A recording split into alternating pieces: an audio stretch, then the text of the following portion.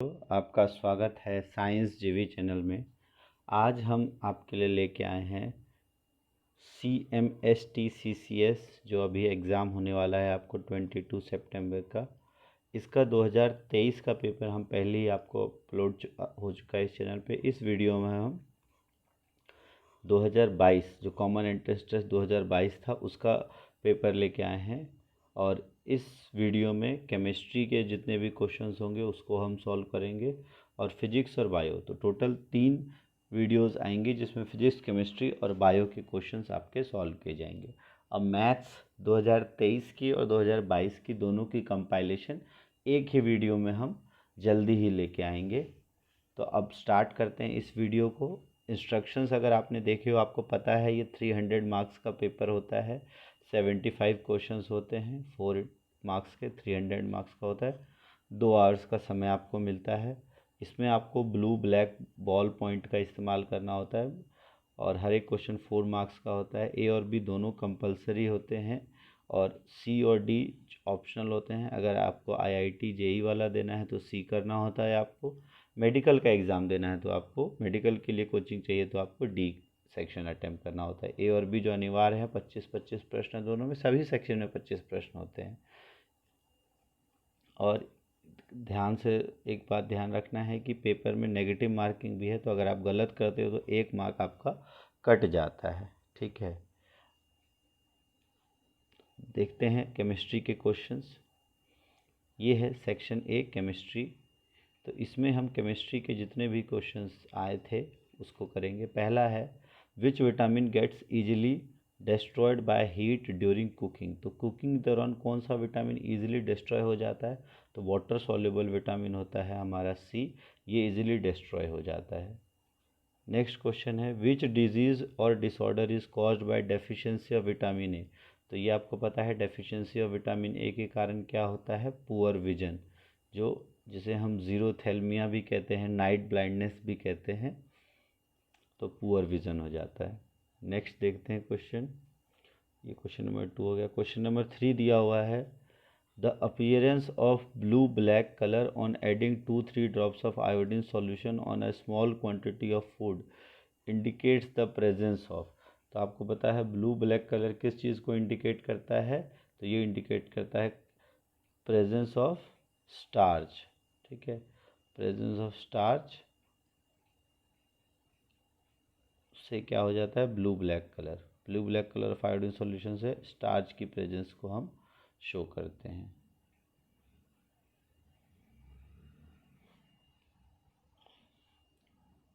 अब यहाँ कंफ्यूज हो सकते हो आप कार्बोहाइड्रेट्स से।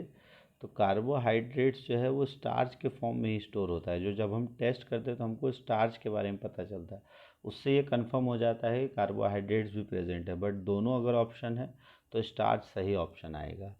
फोर्थ क्वेश्चन दिया है कि इनमें से क्या नेचुरल फाइबर का एग्जाम्पल है? वूल, सिल्क, नायलॉन, जूट।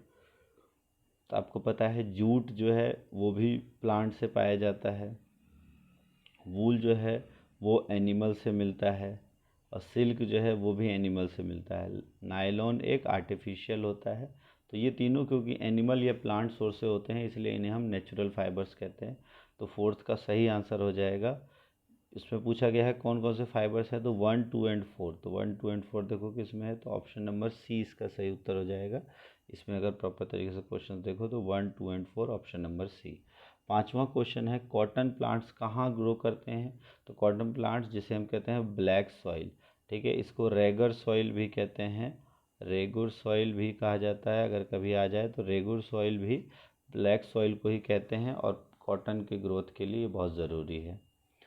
सातवां क्वेश्चन है, सॉरी छठा क्वेश्चन है कि which process is use to separation of grain seeds from their stock. जो धान या गेहूं के जो अनाज होते हैं उनके साथ जो उनके पौधे के थोड़े डंटियां आ जाती है, डंटल्स आ जाते हैं, उनको अलग करने के लिए हम क्या करेंगे?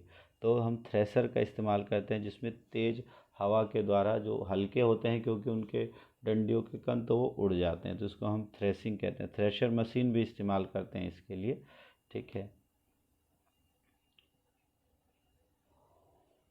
अगला है ammonium hydroxide is found in, ammonium hydroxide किस में होता है?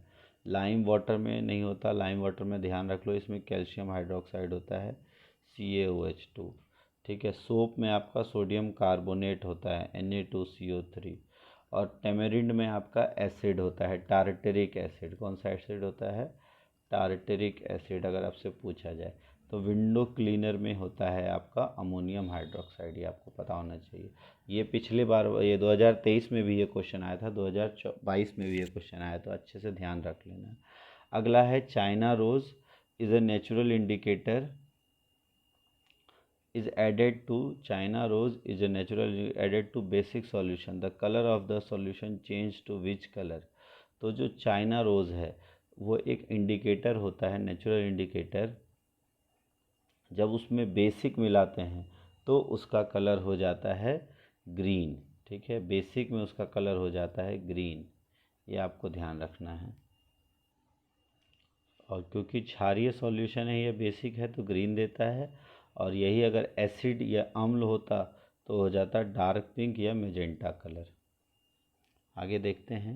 9वां क्वेश्चन दिया है, आपको बताना है कौन सा करेक्ट स्टेटमेंट है।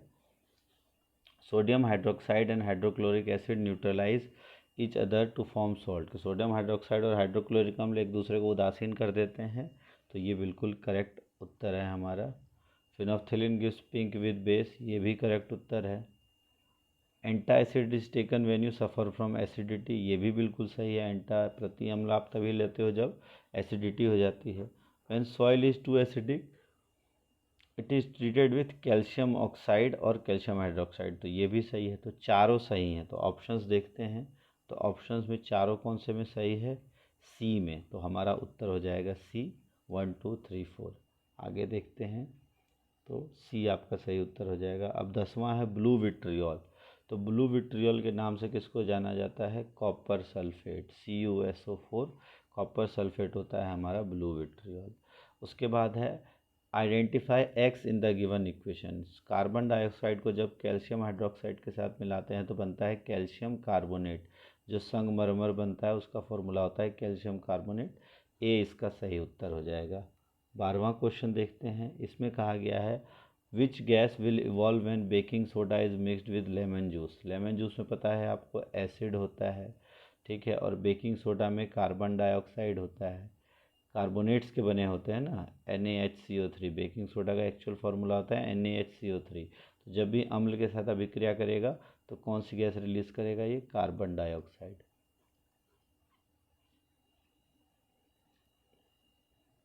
तो इसका डी उत्तर हो जाएगा सही 12वें का। 13वां दिया है थर्मोप्लास्टिक का एग्जाम्पल क्या है? तो ये आप ध्यान से कर लेना। थर्मोप्लास्टिक, थर्मोसेटिंग प्लास्टिक, इसका जरूर आता है। ठीक है, थर्मोप्लास्टिक का उदाहरण हो जाएगा आपका पॉलीथीन, ये थर्मोप्लास्टिक है।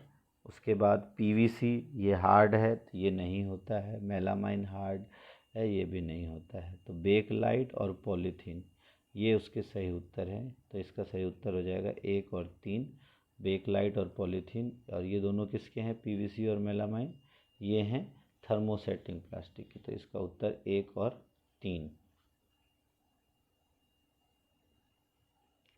अगला है match the following polymer with their properties. तो इनको जो पॉलीमर है उनकी प्रॉपर्टीज से मैच करना है। तो रेयॉन, नायलॉन, बेकलाइट। तो अगर हम इसको देखें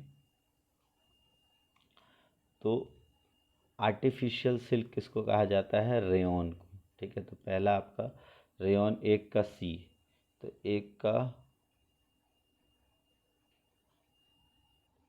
तो वो अगर देखो 1 का सी तो सिर्फ इसी में है, 1 का सी सिर्फ इसी में है और किसी में नहीं है, तो हमारा यही उत्तर हो जाएगा सही।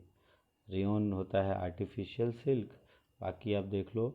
चौथा है पॉलिएस्टर। पॉलिएस्टर क्या होते हैं? वो कपड़े रिंकल नहीं होते इजीली। बेकलाइट जो है उससे पुअर कंडक्टर ऑफ हीट और इलेक्ट्रिसिटी होता है, और नायलॉन के पैराशूट्स के रूप बनाए जाते हैं। तो यही हमारा सही उत्तर हो जाएगा। 15वां क्वेश्चन दिया है what is the nature of carbon dioxide. Carbon dioxide एक नॉन मेटेलिक ऑक्साइड है, अधातु का ऑक्साइड है, और इसकी प्रकृति कैसी होती है?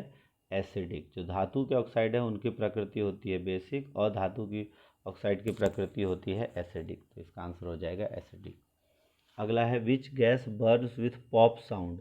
पॉप साउंड किस में आता है? तो हाइड्रोजन गैस को जब भी बर्न कहता है, जलाया जाता है, तो पॉप ध्वनि आती है, तो आंसर हो जाएगा हाइड्रोजन। 17वां क्वेश्चन है identify the correct chemical equation. तो आपको पता है करेक्ट केमिकल इक्वेशन क्या होगा? जिंक प्लस कॉपर, ये नहीं होगा। Zinc plus iron, copper sulphate plus zinc, तो ये हमारा करेक्ट है क्योंकि जिंक अधिक रिएक्टिव है। जिंक आयरन से भी ज़्यादा रिएक्टिव है, तो ये वाला नहीं बनेगा। ठीक है, फेरस और कॉपर ये भी नहीं बनेगा। जिंक सल्फेट प्लस कॉपर ये भी नहीं बनेगा, तो ओनली वन, तो ऑप्शन नंबर बी हमारा सही उत्तर हो जाएगा। इसमें आप ध्यान रखना रिएक्टिविटी सीरीज़ इसमें सबसे अधिक रिएक्टिव है। इसमें आपका जिंक, जिंक के बाद है रिएक्टिव आयरन, और आयरन से के बाद है आपका कॉपर। तो ये ध्यान रखना जो अधिक क्रियाशील है वो कम क्रियाशील के लवण से उसको विस्थापित कर देगा। ये विस्थापन अभिक्रिया 9th क्लास में आपने पढ़ी होगी, और ये रिएक्शंस 9th क्लास के ही हैं। थोड़ा बहुत 8th से आता है, बट क्योंकि 9th का पेपर है थोड़ा बहुत आप समझ के चलो कि 9th से भी क्वेश्चंस आ सकते हैं। अगला है क्वेश्चन आपका 18th क्वेश्चन। कहा गया है कौन से मेटल ऐसे हैं जिसको हम चाकू से काट सकते हैं? तो सोडियम और पोटेशियम, क्योंकि ये बहुत सॉफ्ट होते हैं, इनको आसानी से चाकू से काटा जा सकता है। तो 1 और 3 इसका सही उत्तर हो जाएगा। ये हो गया हमारा, ये भी हो चुका है।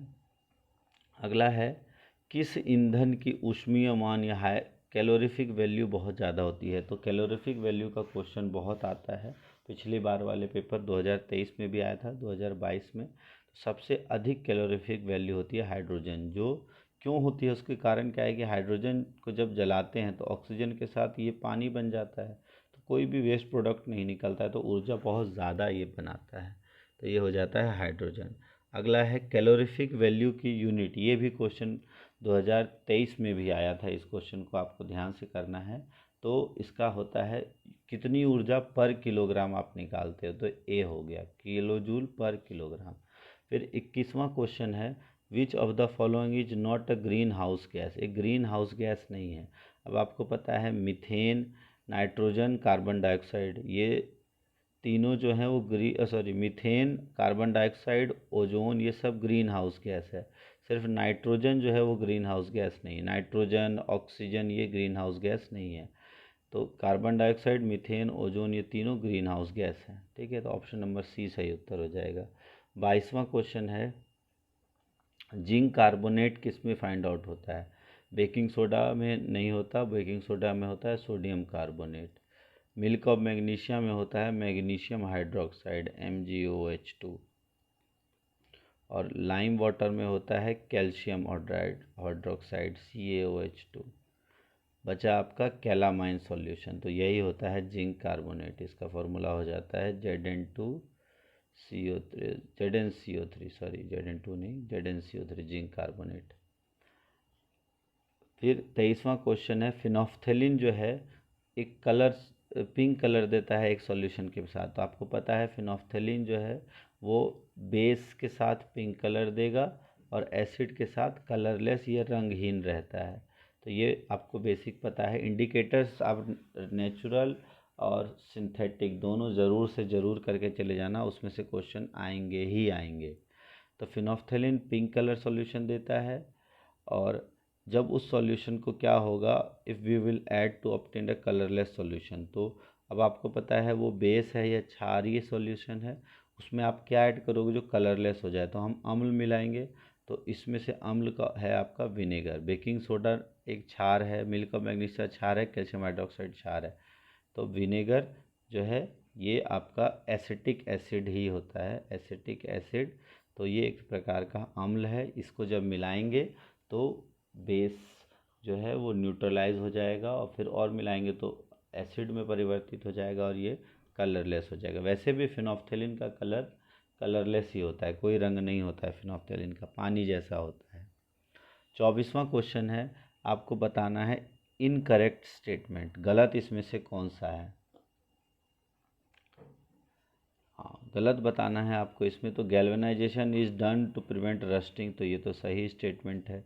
A change in which one or more new substance are formed is called chemical change, तो ऐसा चेंज जिसमें एक या एक से अधिक नए पदार्थ बनते हैं रासायनिक परिवर्तन कहलाता है, ये भी सही है।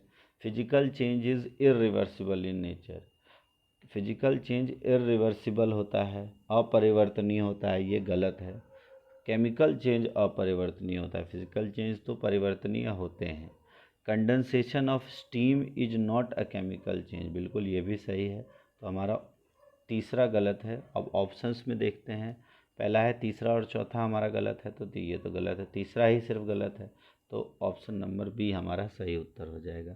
अब इसका लास्ट क्वेश्चन है इस केमिस्ट्री वाले पार्ट सेक्शन ए का, कहा गया है प्रोटीन जो कि हमारे सेल्स बनाते हैं वो किसके बने होते हैं, तो प्रोटीन अमीनो एसिड्स के बने होते हैं। बहुत बार आपको प्रोटीन के घटक पूछ लें, प्रोटीन में कौन कौन से तत्व होते हैं, तो ये आप ध्यान रखना, कार्बन, हाइड्रोजन, ऑक्सीजन और नाइट्रोजन, ये 4 प्रोटीन में मौजूद होते हैं। फिलहाल अमीनो एसिड से प्रोटीन बनते हैं, तो अमीनो एसिड से मिलकर प्रोटीन बनते हैं। तो ये आपके 25 क्वेश्चंस हो गए 2022 सीईटी के। और अब नेक्स्ट वीडियो में फिजिक्स के भी 25 क्वेश्चंस हम जल्दी ही लेके आएंगे। अगर आपको ये वीडियो अच्छी लगी हो तो वीडियो को लाइक ज़रूर कर दो, चैनल को सब्सक्राइब आपने कर लिया होगा, नहीं किया है तो इसको सब्सक्राइब कर लो, अपने दोस्तों तक शेयर ज़रूर कर देना। और टाइम आपके पास काफ़ी कम है, 10 दिन भी अब नहीं बचे हैं। अभी आपकी छुट्टियां होने वाली हैं 2 से 3 दिन की, आज कल और परसों 3 दिन आपकी छुट्टियां हैं, इसको अच्छे से यूटिलाइज़ करो। पूरा पेपर आज शाम तक तीनों पार्ट अपलोड हो जाएंगे, उसको अच्छे से देख लो, नहीं तो कल तक अपलोड हो जाएंगे। आज केमिस्ट्री के दोनों पेपर देख के और 8th क्लास की बुक उठा के आप देख लो कहाँ से क्वेश्चंस बन रहे हैं, उसको रिवाइज़ कर लो। एक रिवीजन वीडियो मैं लेके आऊँगा आपका एग्ज़ाम से एक दिन पहले, जिसमें हम पूरा रिवीजन करेंगे ताकि आप एग्ज़ाम के टाइम पर ध्यान रहे, या उससे पहले कोशिश करेंगे ज़रूर लेके। ठीक है, तो फिलहाल आज के लिए इस वीडियो में इतना ही, और इसके सारे क्वेश्चंस आप अच्छे से देख लो और उसके बाद 8th क्लास की केमिस्ट्री अच्छे से उठाओ। इन 2 से 3 दिनों की छुट्टी में आपको अपनी साइंस कंप्लीट कर लेनी है। अगर आपको जेई का एग्ज़ाम देना है तो फिजिक्स और केमिस्ट्री कंप्लीट कर लो, और नीट का एग्ज़ाम देना है तो फिजिक्स, केमिस्ट्री, बायो तीनों कंप्लीट कर सकते हो आप, ज़्यादा मुश्किल नहीं है। अच्छे से इसकी तैयारी करो और फिर हम मिलेंगे अब नेक्स्ट वीडियो में। वीडियो अच्छी लगी हो तो लाइक कर देना, और अगर कोई सजेशन हो तो कमेंट बॉक्स में लिख देना। थैंक्स फॉर वॉचिंग साइंस जीवी।